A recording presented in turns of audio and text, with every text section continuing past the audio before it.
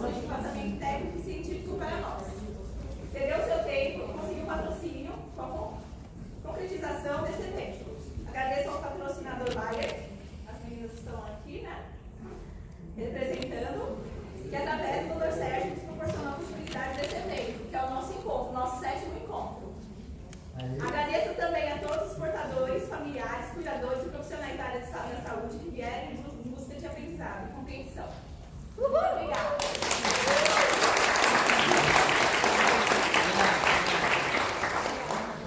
Muito bem, gente. Vamos lá. A gente está sem microfone. Eu acho que está dando para ouvir daí, né? Sim. Legal.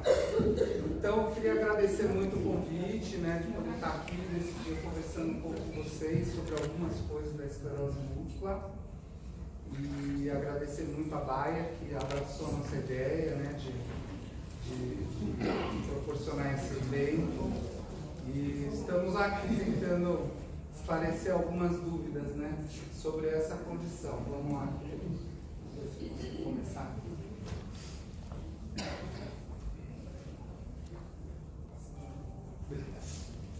Então vamos começar sobre os conceitos básicos sobre o que é essa condição clínica, essa doença, né? Então, a esclerose múltipla, ela é uma doença autoimune e que ela pode causar comprometimento em vários pontos do sistema nervoso central. E é por isso que ela pode dar qualquer sintoma. Esse é um grande dificultador para a gente entender e diagnosticar precocemente a doença, né? Então, muitas vezes a pessoa começa com uma perda visual, outra começa com um problema na perna, outra com formigamento no braço, e é bem diferente das outras doenças que a gente conhece, que geralmente começa a pessoa tem dor no peito. Você já desconfia muito de uma doença cardíaca. Você está com a dor no estômago, depois que comeu. Você sabe para onde está indo. E esses sintomas podem ser sintomas que vão embora sozinhos, mesmo sem tratamento. Então é muito comum, e antigamente era muito mais, que o paciente começava a ter alguns sintomas e não se descobria nada. Quando o paciente estava tendo vários surtos e já com algumas sequelas, é que se descobria então que ele tinha uma doença neurológica, né? Então, é uma doença autoimune, multifocal, inflamatória e desmineralizante e que acomete uma camada da população que é a camada jovem. Então, o impacto da esclerose múltipla é muito grande, pode passar. É muito grande, porque ele acomete adultos na fase de formação da família, né, são adultos jovens, e na fase de maior produção profissional, né? Então, a pessoa está em média de 20 a 40 anos, e ela está formando a sua família e está em plena atividade profissional máxima, né, trabalhando com tudo.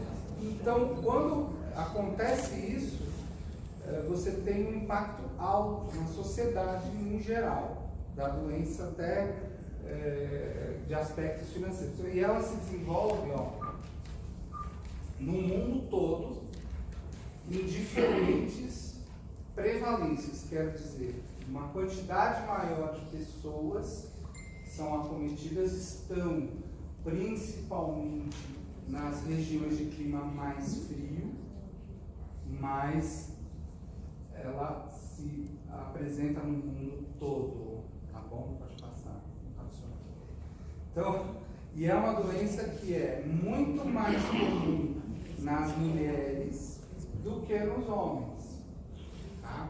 E a maioria dos casos, a forma da doença, a gente vai conversar sobre isso lá na frente, é uma forma que a gente chama de remitente recorrente, na maioria dos casos. E essa incidência vem aumentando no mundo todo. Então, as doenças de caráter autoimune vêm aumentando a sua prevalência no mundo. Ninguém entende muito bem por quê. Existem várias teorias para explicar isso, mas nenhuma ainda é concretizada, tá bom? Pode passar. Então, o impacto até econômico da esclerose múltipla é extremamente grande, né? Então, aqui no Brasil a gente não tem uma estatística muito boa, mas por volta de 30 a 40 mil pessoas têm esclerose múltipla no Brasil. A gente acredita que seja mais que isso, tá? Nos Estados Unidos, por exemplo, tem 1 milhão de pessoas que têm esclerose múltipla lá, tá? E é uma doença que dura muito tempo, em média 30 anos, e é uma doença que atrapalha a qualidade de vida das pessoas. Então, o impacto na qualidade é diferente se a pessoa tem pressão alta, diabetes, que tem um impacto, mas o impacto é pequeno, a pessoa continua com as suas atividades plenamente preservadas, diferente da esclerose múltipla, que tem um impacto bem grande. Tá? Então, 30% dos pacientes têm uma incapacidade muito grave, o impacto no trabalho é extremamente grande, né? Então, você vê que o paciente que tem esclerose múltipla ele tem uma chance muito maior de não estar empregado. Então, aquele indivíduo para de ter as suas atividades normais, a medicação é cara, né? E o que está se fazendo hoje para isso é que, com a popularização das medicações, alguns remédios têm abaixado o custo e, graças a Deus, outros agentes que eram usados para outras doenças, principalmente câncer e outras doenças autoimunes, estão sendo utilizados na esclerose múltipla também. Tá? Pode passar. Então, como é que é esse negócio? O indivíduo tem uma predisposição genética. Então, a esclerose múltipla a gente fala que é uma doença que não é para quem quer, é só para quem pode. Tá? E essa predisposição genética vai se desenvolver de acordo com o que acontece com os fatores ambientais e com algumas infecções, principalmente o vírus Epstein-Barr. Então, o que acontece é que quando o indivíduo tem uma infecção viral dessas, esse vírus ele é atacado pelo nosso sistema de defesa. Ele é identificado, fala, olha, tem um inimigo aqui, vamos matar. Só que algumas proteínas desses vírus são parecidas com a mielina, que é uma proteína, pode passar, que a gente tem no neurônio. Né? Então, lembrando o neurônio, então aqui é o corpo do neurônio, onde é produzido o estímulo elétrico. Esse estímulo elétrico é conduzido através do axônio, que é aquela história que todo mundo já ouviu, é a capinha do fio, né? É o fiozinho, mas é mais ou menos isso mesmo. E aí o que acontece é que as células do sistema imunológico acham que essa mielina é um vírus e atacam, e aí destrói a mielina. Então, quando destrói a mielina, esse axônio não conduz mais. E aí ele bloqueia. Tá? E se isso daqui for na área da visão, a pessoa tem perda visual. Se for na área da motricidade do braço, ela para de mexer o braço. Se for na área da perna, para de mexer a perna. Se for na área do equilíbrio, perde o equilíbrio. Tá? E essa doença, ela causa uma inflamação, ela causa desmielinização. Então isso aqui é uma foto de microscópio eletrônico, não dá para entender nada, né? Mas o que a gente vê aqui, esse pretinho é a mielina. E os outros neurônios aqui, ó, tá vendo? Você vê essas bolinhas, elas têm uma mielina que não é tão grossa quanto essa, ela foi perdida. Tá? Aqui é uma outra foto. Então, esses fiozinhos aqui são os axônios, tá? E o que está em verde são os axônios sem a mielina, que perderam a mielina. Tá? Então, o que acontece? O axônio está aqui, esse é um axônio compridinho, ele perde a mielina e ele fica verde, ele não conduz mais. Depois de um tempo ele rompe, e aí forma esse botão que a gente chama neural e depois o neurônio todo morre. Tá? Pode passar. Então é mais ou menos isso que acontece na doença. Tá bom? Então essa que é uma fotografia clássica de um gráfico que mostra a história natural da doença. O que é isso? Sem tratamento, o que acontece na maioria dos casos com quem tem esclerose múltipla sem tratado. Isso acontecia até 1997. A partir de 97 aqui no Brasil e 94, 93 fora do Brasil, era assim que acontecia. Então, grande parte do estigma da doença foi gerado por causa disso. Porque até então a gente não tinha o que fazer. Então, na hora que você fazia o diagnóstico, você causava um impacto muito grande. Olha, você tem esclerose múltipla, né? Agora a situação vai ser muito difícil para mim. Então, mas hoje, graças a Deus, isso mudou, né? Então, o que acontece? Você começa a ter, antes de ter qualquer sintoma, começam a ter ataques no seu sistema nervoso central, mesmo se a pessoa ter sintomas, que a gente chama de surto, né? Então, mesmo antes da pessoa ter o primeiro surto, ela tem sintomas da doença, ela tem lesões da doença, na verdade. Antes dela ter sintoma, ela tem lesões lá no cérebro, tá? E depois, em algum momento, então aqui, ó, ela não tem surto nenhum. Em algum momento ela vai ter um surto, que aí a gente chama de CIS, de síndrome clinicamente isolada, tá? Se essa síndrome clinicamente isolada já apresenta várias lesões, a gente já trata, ok? Depois, quando a pessoa tem um segundo evento, a gente já chama de esclerose múltipla definida clinicamente, tá bom? E aí, é o momento em que o paciente tem um surto e depois ele recupera praticamente ou totalmente, aí depois de um tempo ele tem um outro evento e aí ele recupera. A partir de um determinado momento ele não recupera mais tudo, tá vendo esse gráfico?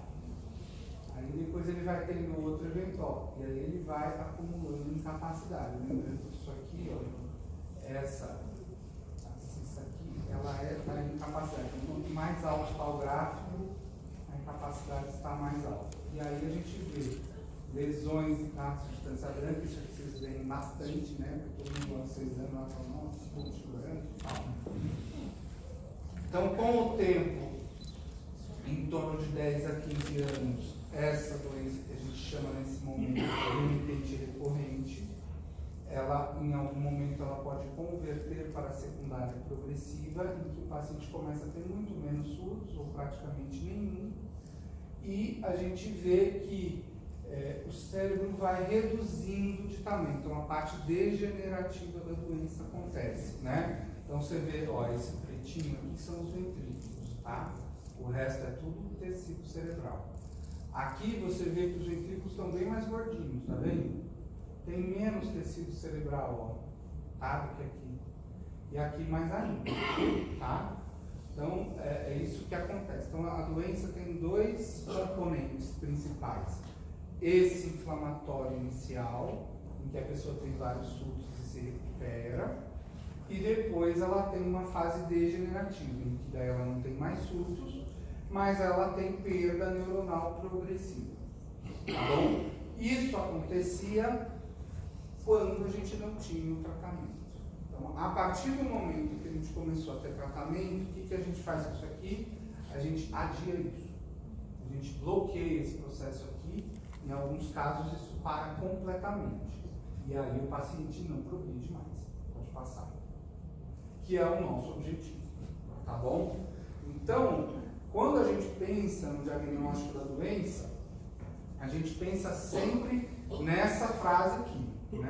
Uma frase que foi dita pelo Poser, que era um neurologista que estabeleceu critérios de diagnóstico para esclerose múltipla, uma das listas de critérios, e que para você pensar no diagnóstico você tinha que ter uma disseminação de lesões no tempo e no espaço. Parece aquela conversa de espaço sideral. Não, não é. É no tempo E no espaço do cérebro, tá? No espaço do sistema nervoso central. Então você tem que ter aparecimento de lesões em vários pedaços do sistema nervoso central e em tempos diferentes.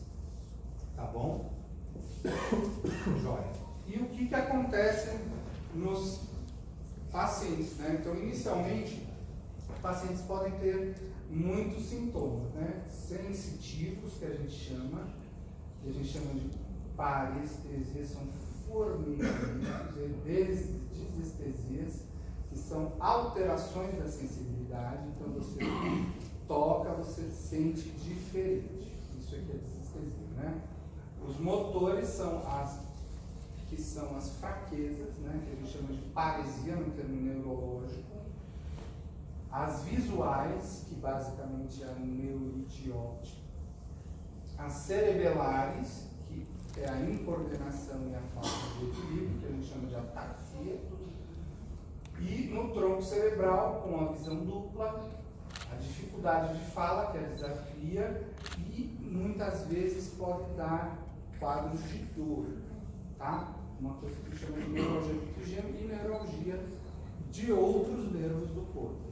Então, quando você vê isso, aí você fala, nossa, pode dar tudo. É exatamente, né? Pode dar qualquer sintoma. Pode passar.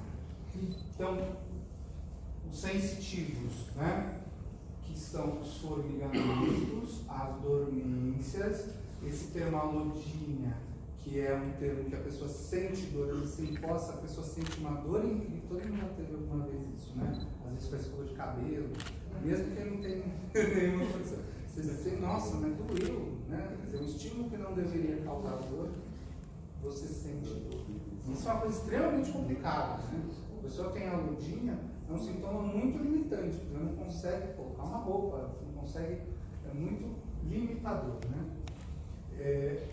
Dor, né, o sinal de lermite e tontura. Esse sinal de lermite é um sinal que aparece quando você tem uma lesão na medula. E quando você tem uma lesão na medula, às vezes, quando você movimenta, principalmente no pescoço, tem uma sensação de choque que desce pelo corpo, né? Então, quem tem esse sinal fala, nossa, isso é muito... E é um sinal muito comum. Quando chega o paciente e fala, nossa, doutor, eu faço assim, fica o choque, você já começa a pensar que pode ser uma doença desmineralizante, pode passar. Então, motores, né, principalmente a fraqueza e a própria paralisia mesmo, pode passar. Visuais, principalmente a neurite óptica e a visão dupla, pode passar. Então, aqui, esses são sintomas que vocês conhecem bem, né? Então, a ataxia, o movimento descoordenado, a dismetria, então aquela pessoa que tropeça, que vai derrubar, né? O copo e tal, eu tenho isso muito.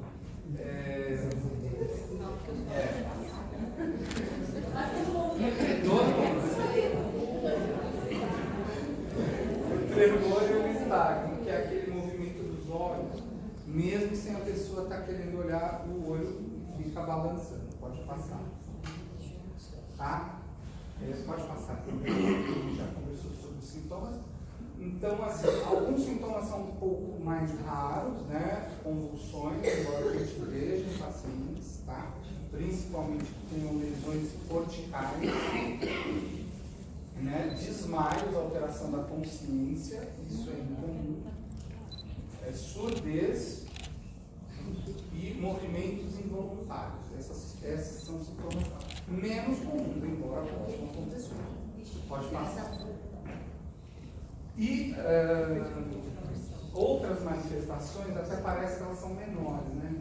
Mas a primeira, que é a fadiga, é o principal sintoma que o paciente se queixa, né? Então, isso aí em inventário tanto nacional quanto internacional foi elencado pelos próprios pacientes como sendo o sintoma pior que existe na doença. Tá? Mesmo os pacientes que têm paralisia, estão acamados, citam a fadiga como sendo o pior sintoma que a esclerose múltipla tem. Embora a gente inicialmente tenda a tratar isso como sendo um sintoma como outra manifestação, mas é um sintoma extremamente limitante em quem tem uma fadiga no dia quente, é uma coisa bem complicada, né? Além de sintomas do ponto de vista neurológico que não estão relacionados diretamente com as lesões, né? Então, uma pessoa tem depressão, tem ansiedade, isso tudo são coisas que limitam muito. Às vezes a pessoa está ótima da esclerose múltipla, não tem nada, está super bem, mas ela está extremamente deprimida.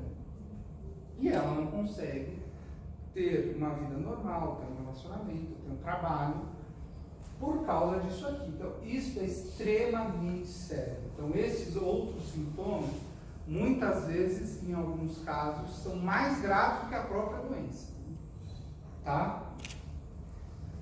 Então, rigidez, incontinência urinária, esse é um sintoma extremamente grave, né? Então, o paciente pode estar ótimo, pode conseguir correr uma maratona, só que você tem incontinência urinária, ele não consegue ir no jantar social, ele não consegue ir no trabalho, fica um pouco mais longe do banheiro, né? Então, é uma situação muito séria. Perda de atenção e perda olfativa. Tá? Então, o olfato também é um sintoma que a gente considera menos, mas é um sintoma da doença. Pode passar. Então, eu resolvi deixar esse slide aqui, é um slide que a gente dá para os médicos, basicamente, né? Então, uma das coisas que é extremamente importante a gente entender é o que é o raio de um surto, né? Até porque a gente, quando o paciente está em surto, a gente precisa tratá-lo como uma emergência neurológica. Então, o surto é uma emergência neurológica, por isso que o paciente vai para o pronto-socorro, é internado, muitas vezes. Tá?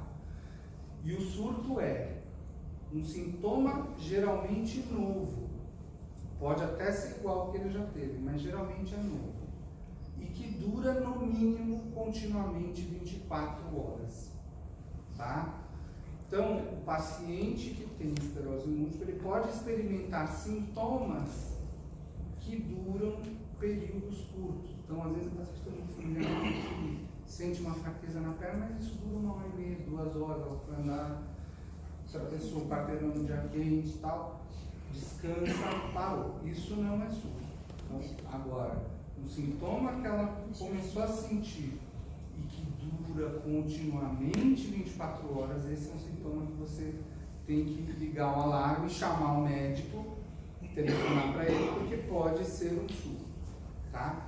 E só vai ser considerado surto depois de fato você não descobrir que o paciente, às vezes ele está com infecção urinária, às vezes ele está com outro tipo de infecção ou alteração de sódio por causa de eletrólitos, né? Alteração de metabólitos do sangue, que isso também pode fazer com que eles sintam sintoma 24 horas. Por isso que vai no pronto-socorro fazer aqueles exames, né?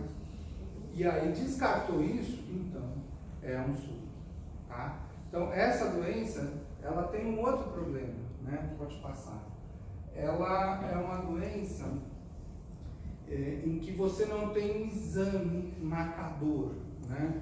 Como várias outras, por exemplo, HIV, positivo você tem, né?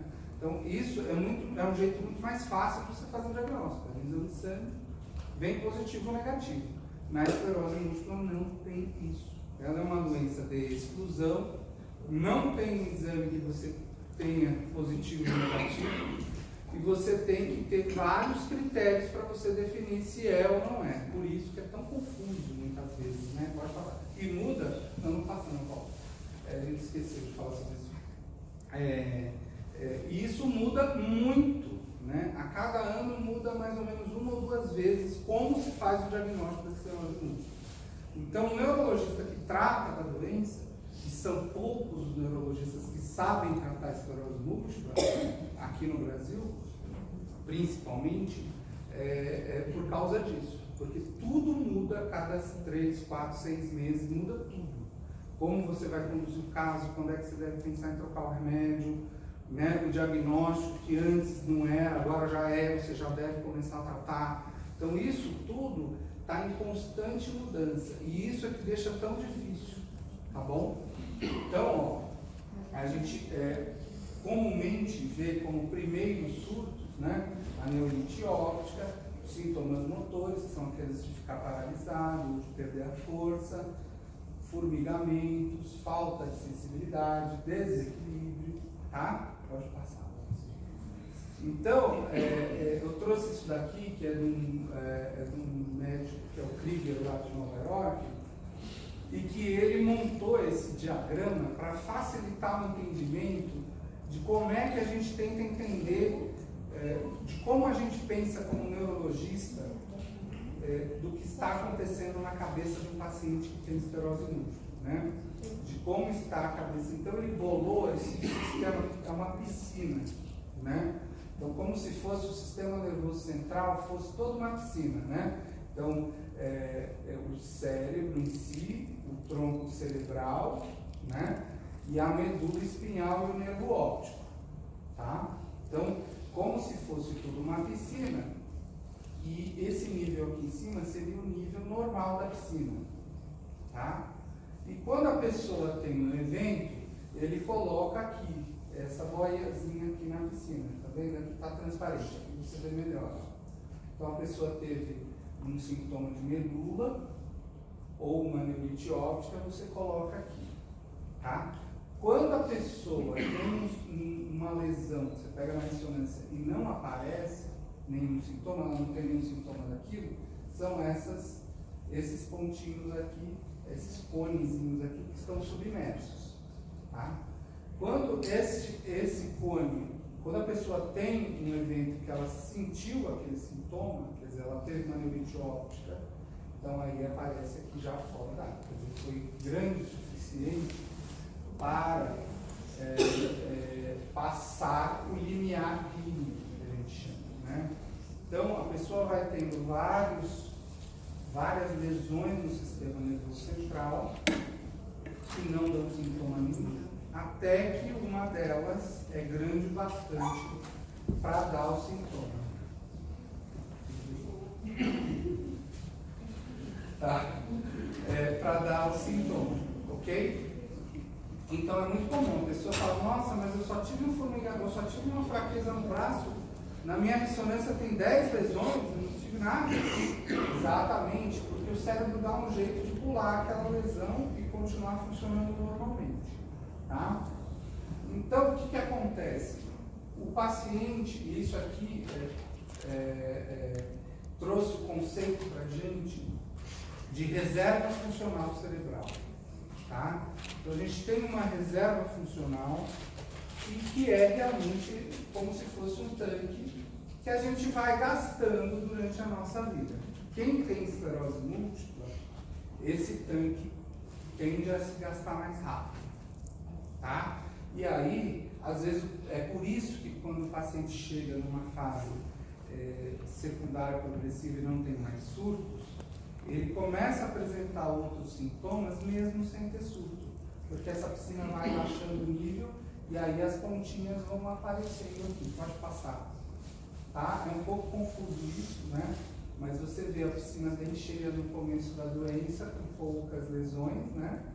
E aqui, numa fase já secundária progressiva, o nível da piscina já baixou. E aí, mesmo algumas lesões que não davam muitos sintomas, começam a apresentar sintomas. Tá? E isso é tudo que a gente briga para que não aconteça. Pode passar. Tá? Aqui mostrando de novo, pode passar.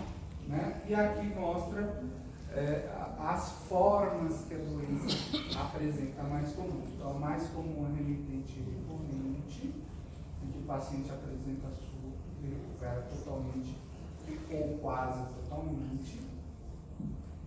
Muitas vezes, depois de 10 a 15 anos, ele pode evoluir para a secundária, que daí ele para de apresentar muitos surtos e começa a ter uma evolução lenta e progressiva. O paciente também pode ter uma doença que é primária e progressiva, quer dizer, ele não tem surtos e ele tem só a evolução crônica, que às vezes pode ser menor, ficar um platô, depois evoluir mais um pouco, mas sem surto nenhum. E pode ter a progressiva recorrente. É progressiva e no meio tem alguns surtinhos. Tá bom? Pode passar. Já vai abrir para perguntas depois? Sim, vamos. A gente vai terminar depois e aí a gente vai conversar, tá bom? Sobre dúvidas que vocês vão ter. Com certeza a gente vai ter bastante coisa para discutir. Então, como se classificar hoje a doença, né? Então, o paciente começa a apresentar algumas lesões cerebrais mesmo sem sintoma.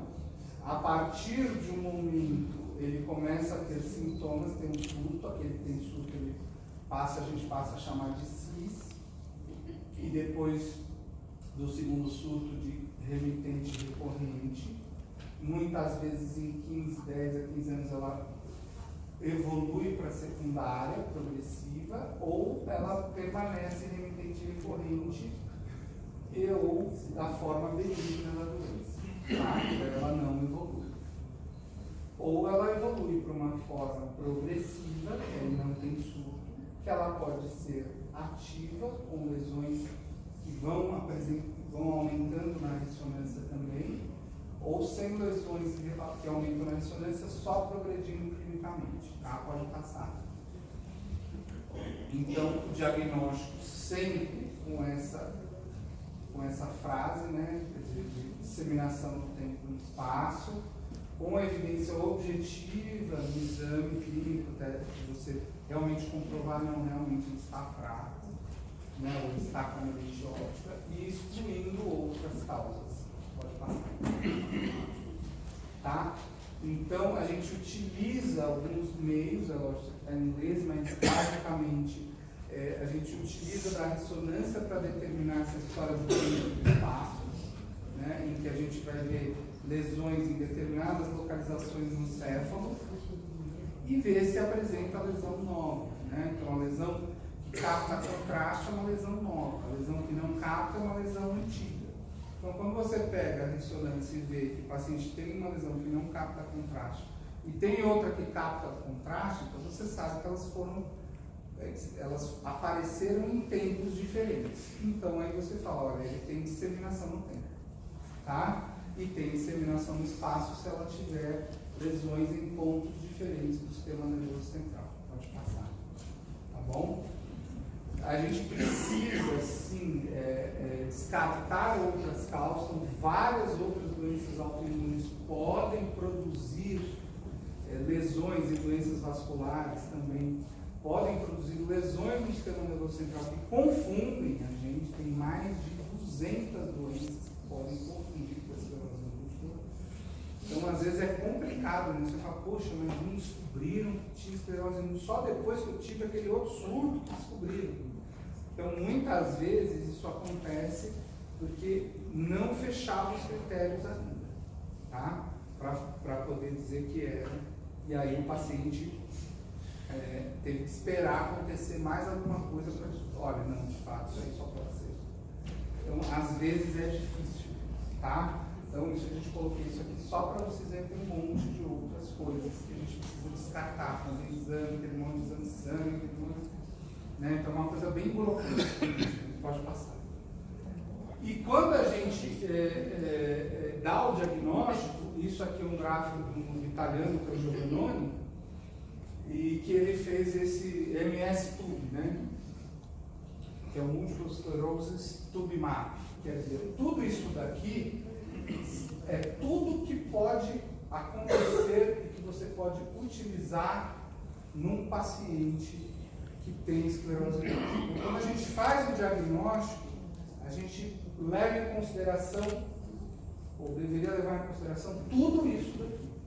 Então, aqui tem sintomas, aqui tem remédios, aqui tem as nossas metas terapêuticas, aqui tem tudo que envolve o tratamento de quem tem esclerose múltipla, está incluído nesse mapa, está em inglês, e são trocentas coisas. Então, são muitas variáveis. E cada paciente vai apresentar uma, não vai apresentar outra. E isso é extremamente pessoal. Por isso que o tratamento tem que ser personalizado. Então, cada paciente vai ter uma doença diferente do outro. E é por isso que quando o paciente fala, nossa, doutor, eu vi, tem aquela atriz que está mal, né? Você fala, mas calma, a sua doença é outra, entendeu? E vai ser conduzida de uma maneira diferente, né? Porque o grande problema que a gente tem, pode passar esse, na condição da doença, é a aderência ao tratamento. Então, o paciente também tem obrigações em relação à doença, assim como o médico, né? Então, é uma união, tem que ser uma união. E quando o paciente não se dá bem com o médico, isso estraga totalmente o acompanhamento daquele paciente. Então, tem que ter uma união entre o médico e o paciente para que o melhor possa ser conseguido, o melhor possível possa ser conseguido. E isso vai propiciar que o paciente fique bem e evolua o melhor possível, ou não evolua, que é o que a gente quer hoje, né? Então, a gente tem esse gráfico extremamente, uma coisa mais moderna, né? Que é a janela de tratamento, né? Então, muitas vezes o paciente poderia ter uma evolução excelente e não tem. Dependendo, às vezes, ele largou o tratamento, foi procurar outras alternativas que não tem uma comprovação científica e aí ele perde a janela de tratamento. Então a gente vê nesse gráfico, muito bem explicado, que quando o paciente tem um tratamento precoce, ele vai ter uma evolução. Quando ele tem um tratamento tardio, ele vai ter outra evolução. Tá? Então aqui a gente vê que a incapacidade, então, quanto mais alto tiver, mais incapaz o paciente está. Então quando ele é tratado com o remédio correto, com a potência correta, ele vai ter uma evolução muito diferente de quem não tratou. Tá? E mesmo quem começou a tratar depois também vai mirar e falar, não, eu já não tratei, eu já tomei ruim, então não vou tratar mesmo, tá? Chutar bola. Mas isso faz toda a diferença. Tá? Não, mas isso é uma discussão que até os neurologistas dizem, mas poxa, aquele paciente está na cadeira de roda. Para que você vai usar o remédio e tal? Mas espera aí, o paciente não é só as pernas dele, né? O paciente anda, ele fala, ele enxerga, ele mexe os braços. Então, você precisa investir sempre, né? Porque você pode ainda perder muito mais, né? Então, isso aqui é um dos pontos mais importantes. Pode passar. Tá? Então, a gente sempre leva em conta, então hoje na discussão do diagnóstico, a gente leva muito em conta o que a gente tem de disponível, o risco que a gente tem de utilizar determinados remédios ou outros, né? E se vale a pena para aquela doença, se ela tem um sinal, quer dizer, a gente hoje tem como determinar que aquela doença pode ter uma evolução mais agressiva ou menos agressiva, e é isso que vai determinar o que nós vamos fazer. Pode passar. Tá?